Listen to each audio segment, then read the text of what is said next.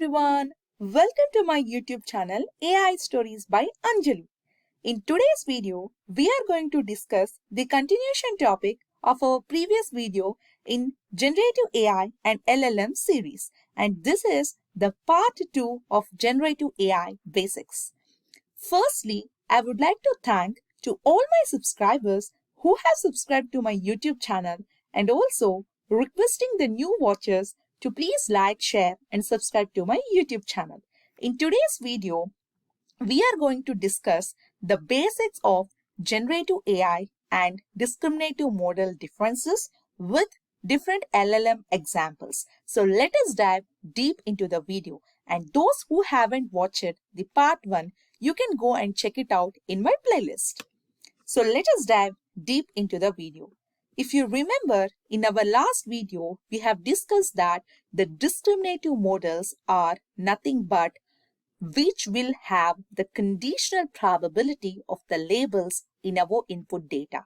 So these discriminative models are basically helpful to make predictions as well as to classify the new data, but they cannot generate the new data. And these discriminative models are simpler than generative models, and also it has the decision boundary and it will able to classify the labels in our data with the help of this decision boundary.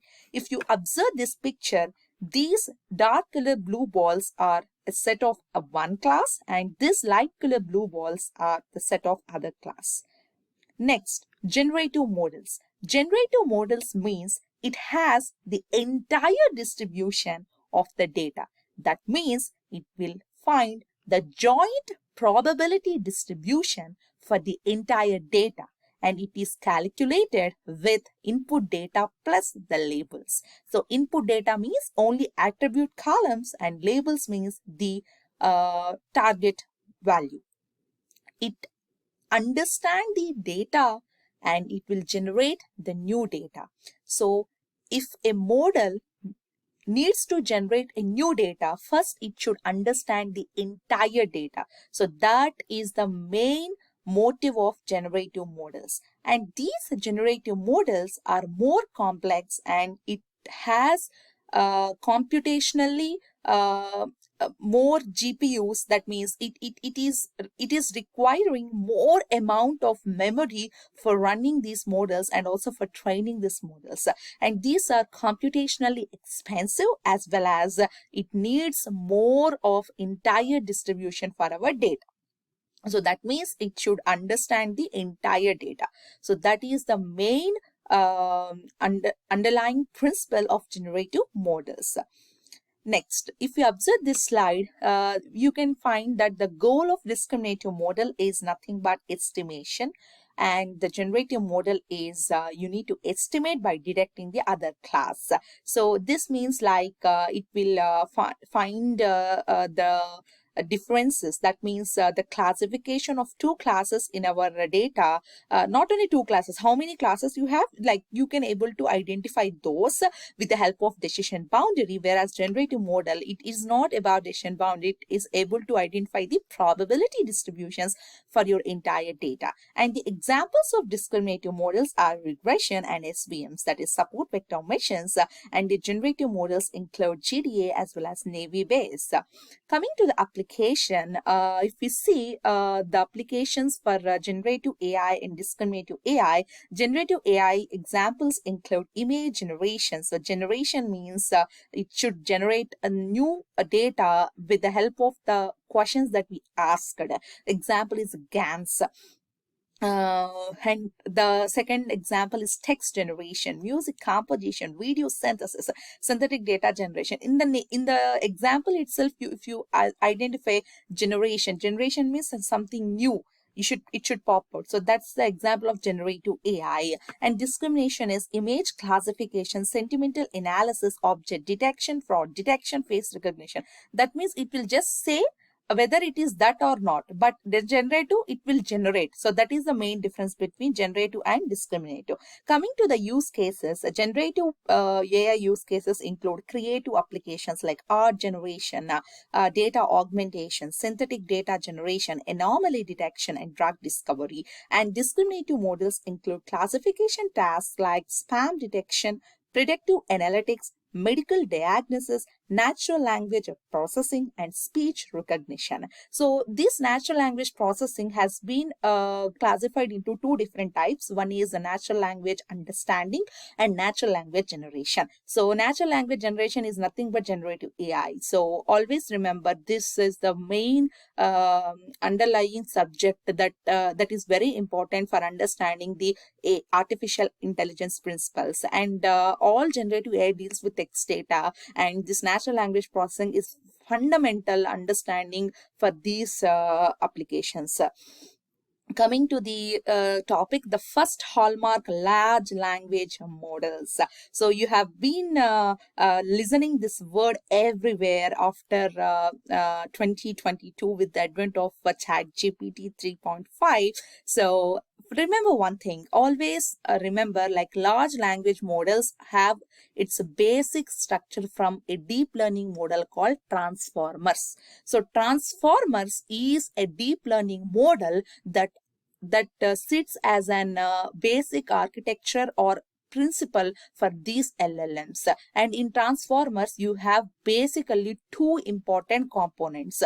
One is encoder and second is a decoder. Encoder will encode the data, decoder will decode the data. So text to the numbers, numbers to the text. So this is the main underlying principle for these large language models. So this is the fundamental understanding. So always remember this key points, like all transformer, a deep learning model, which is a basic for LLMs, and transformer has two parts. One is encoder, second is a decoder. Encoder will encode the data, decoder will decode the data. So that is the concept.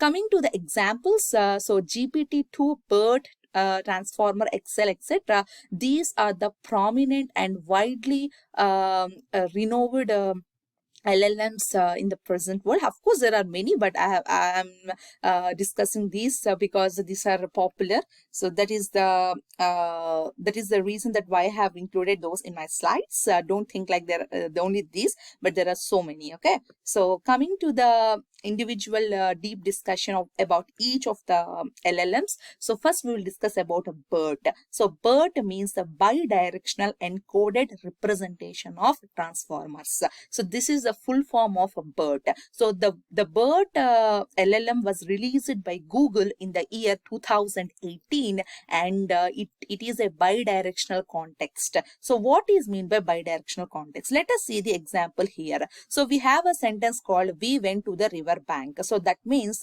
they are talking about the river bank, on the edges of the bank. Okay. And in the second example, if we consider, I need to go to the bank to make a deposit. That means we are depositing our money into a bank. So this bank is different from that bank. So these two are different. So that is the difference. That means BERT can able to identify the context, two different contexts. So that's why it is called bidirectional context. You understand what I meant? Okay, I hope you got it. So that is why it is called bidirectional context, and it is a masked language model, and it is pre-trained on the text data, and it consists of encoder blocks only. There are no decoder blocks, only encoder blocks in our BERT model. Next second thing is a GPT-2. So GPT means a generative pre-trained transformer.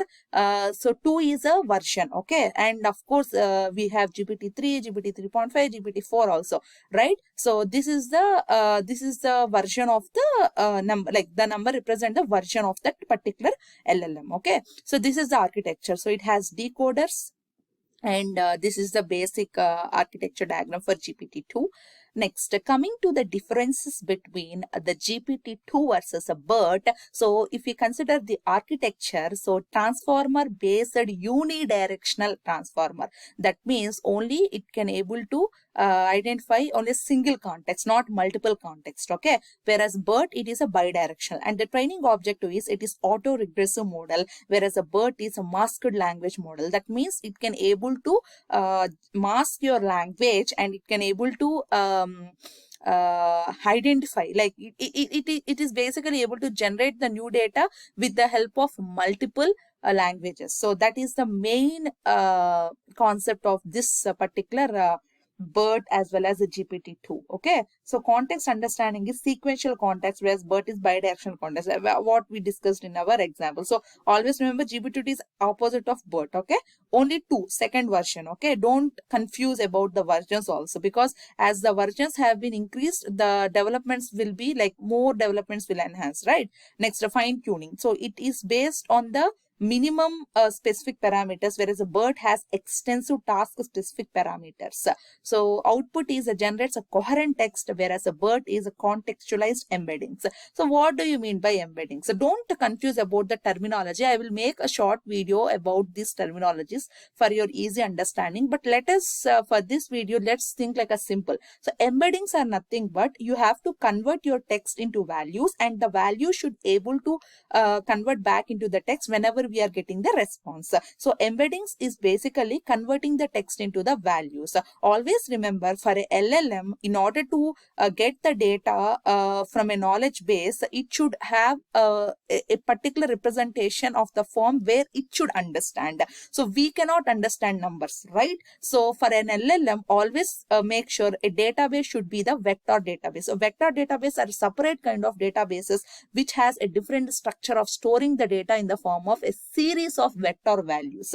I hope you know what is vector, because from Max you can understand a vector, scalar, these are all things, right? So that's why I'm not going to discuss much about that, but vector is nothing but a series of mathematical values, and that databases are called vector databases, and those are the databases that we will use for an LLM to build a knowledge base for a LLM. So these embeddings are nothing but converting your input text into the values. Okay, so for that embeddings we have multiple things. Of course, we can do in Python, NLTK, Genism, Spacy libraries, and also we can use a LangChain library. So many things have been there. Okay, next, this is the slide which you can know about the growth of LLMs. So if we see from 2017 till 2021, the LLMs growth has been continuously increased.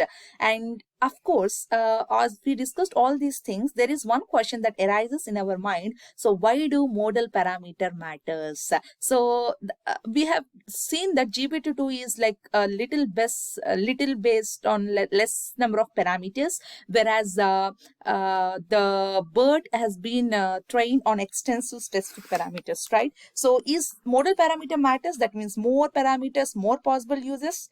Is it like that? So I'm asking a question for you. So like just comment me like your opinion, and we'll be discussing that in our next video. And this slide is like LLM evolutionary landscape. So if we see, there are so many LLM models, and this is a question that arises in our brain. So whenever we have been using all this LLM stuff, so I hope like everybody now have been very much attached to Chat GPT, and also like whenever we have started using that and asking questions, we have been wondering how it is able to do all these things, right? So like any question it can able to understand, and it can able to deeply enhance our outputs too. Like suppose if you ask like, I want answer for this, and please answer in a single short para, it can able to do, right? So anything it is doing. So how it is doing, what actually the LLMs understand? So this is a question that arises in our mind, right? So when you ask artificial intelligence like a question, what is the best way to slice a bread, it has this type of answer, right? Choose the right knife, something, right? So this is the thing that we should understand, right? So I hope like we will be continuing this topic, how it actually does everything, the architecture principles, in our next video. I hope you understand this video. So please like, share, and subscribe to my YouTube channel, AI Stories by Anjali. Thank you.